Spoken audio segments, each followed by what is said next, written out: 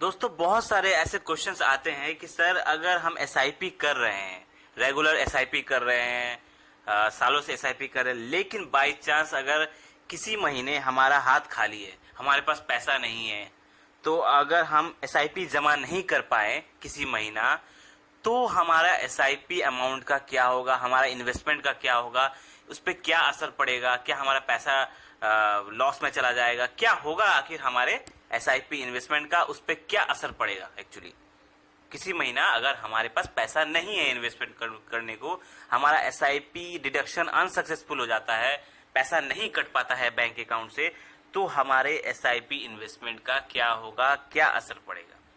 आज हम आपको इसी क्वेश्चन का आंसर डिटेल में देंगे, तो वीडियो के लास्ट तक बने रहें क्योंकि वीडियो काफी इंफॉर्मेटिव होने वाली है आपके एसआईपी इन्वेस्टमेंट के बारे में।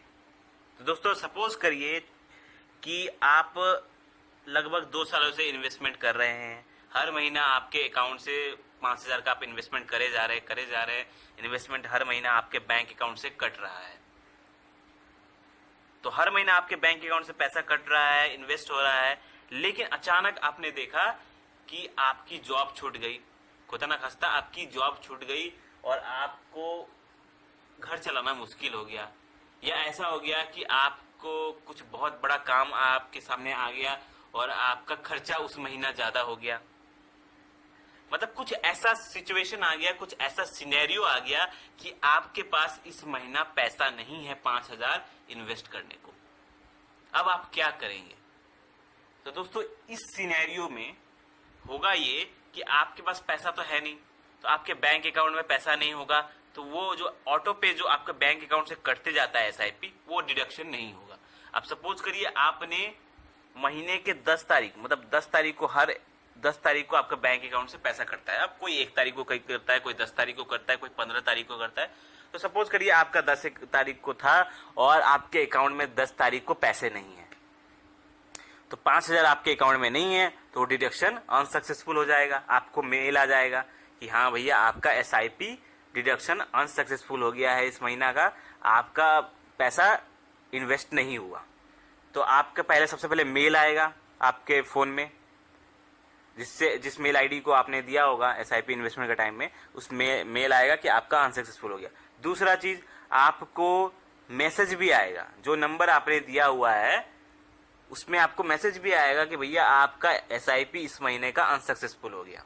तीसरा, आप जिस ऐप से कर रहे हैं, जैसे ग्रो ऐप हो गया, आप स्टॉक, जो भी ऐप से आप कर रहे हैं, उस ऐप में के थ्रू भी नोटिफिकेशन आपको ऊपर में आ जाएगा कि आपका एसआईपी इन्वेस्टमेंट इस महीने का अनसक्सेसफुल रहा। ठीक है, पहला बात मैसेज आ गया। अब क्या होगा कि इससे आपको एसआईपी जो आपका इन्वेस्ट होने वाला होगा उस महीना, वो तो इन्वेस्ट नहीं होगा। उससे असर ये होगा कि बाद में जाके जो उस महीने का आपका कंपाउंड मिलने वाला था, पैसा जो आपको बढ़ के मिलने वाला था, वो आपको उस महीना इन्वेस्टमेंट नहीं होगा।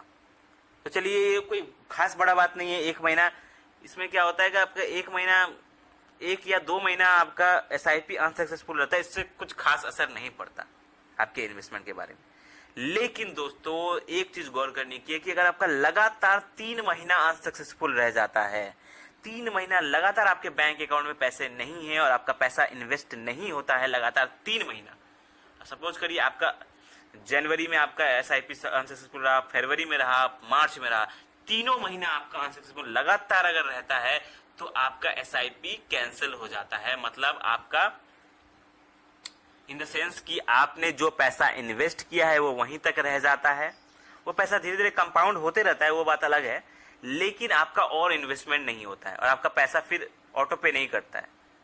अब आपको फिर से अगर एसआईपी स्टार्ट करना है तो आपको फिर से ऑटो पे सेट करना पड़ेगा, आपको अपने ऐप में जाके फिर से ऑटो पे सेट करना पड़ेगा। आपका जो एसआईपी ऑटो पे जो चल रहा होता है वो आपका बंद हो जाता है, आपको फिर से आपका कुछ ऐप में जाके ऑटो पे सेट करना पड़ेगा और थोड़ा झमेला हो जाएगा।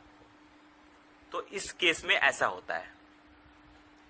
और आपका बैंक से जब आप एसआईपी जब आपका अनसक्सेसफुल रहता है तो आपका बैंक से कुछ बैंक चार्जेस भी काट लेता है, तो वो अलग चीज है, वो 150 रुपया जैसे काट लेता है पैसा। लेकिन आपका मेन प्रॉब्लम ये होता है कि 3 महीना तक लगातार आपका अगर एसआईपी अनसक्सेसफुल रहता है, आप पैसा आपके अकाउंट में नहीं है, तो आपका एसआईपी कैंसिल हो जाता है और वो फिर से ऑटो पे सेट करना पड़ता है। इन द सेंस आपका कैंसर उस टाइप से नहीं कि आपका पैसा डूब जाएगा, आपका पैसा नहीं डूबेगा। आपका जितना पैसा इन्वेस्ट हुआ रहेगा उस डेट तक आपको पैसा आपके ऐप में रहेगा या आपके डीमेट अकाउंट में ही रहेगा। आप जब चाहे तो उस पैसा को विड्रॉ कर सकते हैं, आप चाहे तो उस पैसा को सालों बाद विड्रॉ कर सकते हैं ताकि वो कंपाउंड होके मिले। तो इन द सेंस यही है कि आप जितना हो सके कोशिश करें कि आपका SIP इन्वेस्टमेंट जो है मंथली वाइज वो डिडक्शन सक्सेसफुल रहे, पैसा मेंटेन करके करें। अगर पैसा ज्यादा नहीं हो रहा है तो आप चाहे तो उसे पॉज कर सकते हैं। पॉज करने का एक ऑप्शन होता है। सपोज करिए कि अगर आपको लग रहा है कि आपके आने वाले 2-3 महीनों में आपके पास पैसे नहीं होंगे, तो आप एक काम कर सकते हैं, एक पॉज करने का आपको म्यूचुअल फंड जो आपका होता है उसमें मैं आपको उसके लिए भी एक वीडियो बना दूंगा कि कैसे पॉज किया जाता है। आप चाहे तो 2-3 महीना, 6 महीना, 1 साल के लिए SIP को पॉज कर दीजिएगा।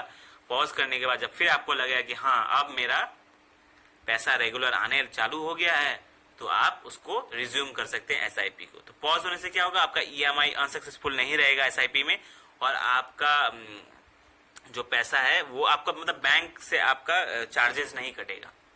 तो बात यही है कि आप चाहे तो उसे पॉज कर सकते हैं, और जितना कोशिश करें कि आप रेगुलर इन्वेस्ट रहें, तभी आपको कंपाउंड का फायदा लॉन्ग टर्म में जल्दी मिलेगा। अब ज्यादा पैसा अनसक्सेसफुल रहता है डिडक्शन में, तो आपको कंपाउंड का फायदा मतलब आपको टाइम लगेगा ज्यादा। तो आपका पैसा कहीं नहीं डूबेगा, इसमें डरने का कोई बात नहीं होता है कि अगर हमारा SIP अनसक्सेसफुल होगा तो हमारा पैसा डूब जाएगा। कोई पैसा नहीं डूबता, जितना पैसा आपका इन्वेस्ट हुआ रहता है उस डेट तक आपको पैसा मिल जाता है। आई होप आपको इस वीडियो में सारा कंफ्यूजन आपका दूर हो गया हो। अगर कोई कंफ्यूजन अभी भी है तो आप हमें कमेंट में पूछिए। वीडियो अच्छा लगा हो तो लाइक करें, और भी अच्छे फाइनेंशियल वीडियो पाने के लिए हमारे चैनल को अभी सब्सक्राइब करें। धन्यवाद।